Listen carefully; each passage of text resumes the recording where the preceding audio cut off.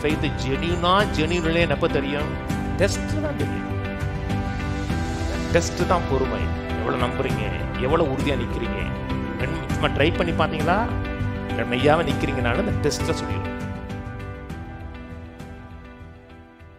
எபிரேயர் 10:35 ஆகையால் மிகுந்த பலனுக்கு எதுவாங்க தைரியத்தை விட்டு விடாதருங்கள். நீங்கள் தேவனுடைய சித்தத்தின்படி செய்து வாக்குத்தத்தம் பண்ணப்பட்டதை பெரும்படிக்கு பொறுமை உங்களுக்கு வேண்டியதா இருக்கிறது. பக்கத்துல விட்டு சொல்லுங்க, பொறுமை உங்களுக்கு ரொம்ப அவசியம், இன்னும் அதிகமாக அவசியம். ஆமென். இன்னுமே சொல்லக்கூடாது பொறுமையே இல்லைங்க, பொறுமை ரொம்ப அவசியமா இருக்குனர். இன்னைக்கு ஏன் சண்டை வருது? அவ்வளவுதான். அவங்க ஒரு வார்த்தை விட்டுட்டாங்கன்னா நம்ம வந்து 2 வார்த்தை சொல்லிட்டாதான் நமக்கு நைட்டு தூக்கம் வரும். இல்லாட்ட பிறண்டு படுக்க சொல்லும். அப்படியே தெரியுமா? சொல்லிட்டாங்கடா சொல்லிட்டாங்கடா சொல்லிட்டாங்கடா. காலையில் 2 வார்த்தை விடுங்க, அப்பாடான் இருக்கும். பொறுமை அவசியம். வீட்டுக்காரர் ரட்சிக்கப்படுவான்னு விசுவாசிக்கிறீங்களா? கடைசி வரை விசுவாசிங்க. எத்தனை ஆட்கள் எனக்கு தெரியுங்க ரட்சிக்கவே பட முடியாதுன்னு நினைச்ச ஆட்கள் ரட்சிக்கப்பட்டாங்க. இல்லை, ஒரு தாசில்தார் இருந்தார். அவர் ரோட்டில் ஒரு கல் கிடந்தா கூட கல்லை கும்பிடுவார். அப்படிப்பட்டாரு. அப்படிப்பட்டவருங்க கடைசி நேரத்தில் அந்த மனுஷன் குடும்பத்தை எல்லாரையும் கூப்பிட்டு இயேசுதான் தெய்வம், வேற எதுவும் கும்பிடான்னு சொல்லிட்டு போனார். இருந்தால் அதனால யாருமே மாற மாட்டாங்க அப்படிலாம் ஒண்ணுமே கிடையாது. எந்த மனிதனையும் எந்த நேரத்திலும் கர்த்தர் சந்திக்க வல்லவர். ஆனா விசுவாசிக்கிறதை கடைசி வரை விசுவாசிக்கணும், உறுதியா நிக்கணும் நீங்க. அதனால தான் கென்னத்தையன் சொன்னாரு, நீங்க அவ்வளவு உறுதியா நின்னீங்கன்னா ரொம்ப நேரம் ஆகாதுன்னாரு. ரொம்ப உறுதியா நின்ட்டீங்கன்னா நேரமே ஆகாதுன்ட்டாரு. நமக்கு அந்த அந்த அந்த கான்ஃபிடென்ட் தான் வரமாட்டுக்கு. அதெல்லாம் கலாத்தியார் சொல்றார் இல்லையா, நாம் தளர்ந்து போகாதிருந்தால் ஏற்ற காலத்தில் அறுப்புன்னு இருக்கு. ஏன் தளர்ச்சி வருது? பெரும்பாலும் நேரத்தில் அந்த காலங்கிறது கொஞ்சம் தள்ளி போகும். எப்பவுமே தள்ளி போகும் சொல்ல முடியாதுங்க. ஒரு காரியத்தை நீங்கள் தொடர்ந்து விசுவாசிக்கிறீங்க, பிரச்சனை வர்றதுக்கு முன்னாடி இன்புட் கொடுத்துட்டீங்க. நீங்கள் அந்த பிரச்சனையை சந்திக்கிறதுக்கு முன்னாடியே அதை குறித்த சத்தியத்தில் வெல் ஸ்ட்ராங் ஆகிட்டீங்க. மனது சிந்தையெல்லாம் அதில் ஸ்ட்ராங்காக இருக்குன்னா அது உங்களுக்கு ரொம்ப நேரமே ஆகாது. ஏன்னா வெல் ப்ரிப்பேர்டு, அனுபவிப்பதற்கு நீங்கள் ஆயத்தம். அநேக நேரத்தில் ஏன் டிலே ஆகுதுன்னா நம்ம வெல் ப்ரிப்பேர்டு கிடையாது. நீங்கள் ஆயத்தமாக இருக்கீங்க, ரெடியாக இருக்கீங்கன்னா காலம் ஆகாது, காலம் ரொம்ப நேரம் ஆகாது. 1 பேதுரு போவோம். 1 பேதுரு 1:7 அழிந்து போகிற பொன் அக்கினியினாலே சோதிக்கப்படும்,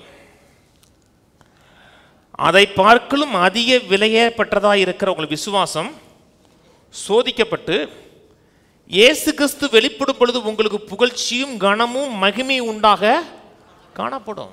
அழிந்து போகிற பொன் அக்கினியினாலே சோதிக்கப்படும், அதை பார்க்கலும் அதிக விலையேறப்பட்ட உங்கள் விசுவாசங்கிறார்.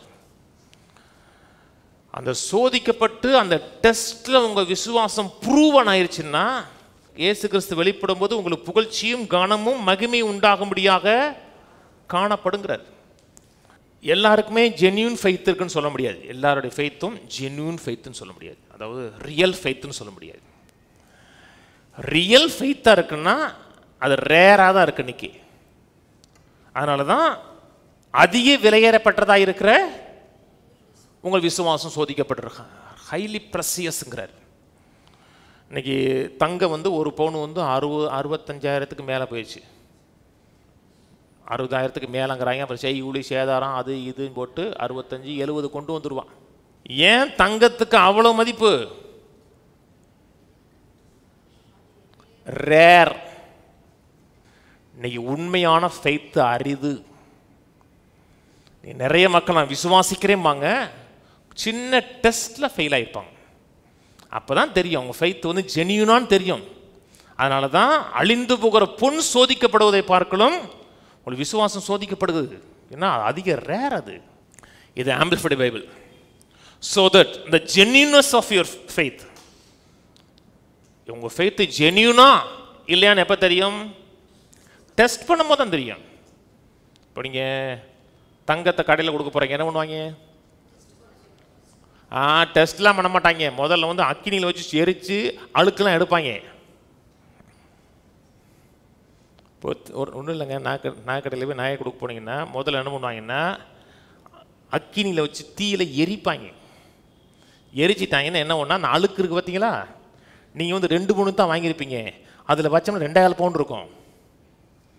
நம்ம போட்ட சோப்பு அழுக்கு அதெல்லாம் அந்த ஓட்டையில் உட்காந்துருக்கும் அப்படியே. அது முதல்ல என்ன பண்ணுவாங்கன்னா அது அக்கினியில் எடுப்பாங்க. நீங்கள் தங்க ஓர் எடுத்தால் கூட, தங்கத்துடைய துகள் எடுத்தால் கூட அக்கினியை கொண்டு தான் பியூரிஃபை பண்ணுறான். தேவையில்லாத அழுக்கு எடுத்துட்டு தங்கத்தை மட்டும் துண்டா எடுக்கிறான். So that the genuineness of your faith may be tested. Your faith which is infinitely more precious than the perishable gold, which is tested and purified by fire. இன்ஃபினைட்டாக இருக்கிறது அது அழிந்து போகிறது, அது சீக்கிரமாக இல்லாமல் போகிறது. ஆனால் இன்ஃபினைட்டான நம்மளுடைய ஃபெய்த்து ஜென்யூனிலே எப்போ தெரியும்? டெஸ்ட்டில் தான் தெரியும். அந்த டெஸ்ட்டு தான் பொறுமை. எவ்வளோ நம்புறீங்க, எவ்வளோ உறுதியாக நிற்கிறீங்க. நீங்கள் சும்மா ட்ரை பண்ணி பார்த்தீங்களா இல்லை மெய்யாவே நிற்கிறீங்கனாலும் அந்த டெஸ்ட்டில் சொல்லிடுவோம்.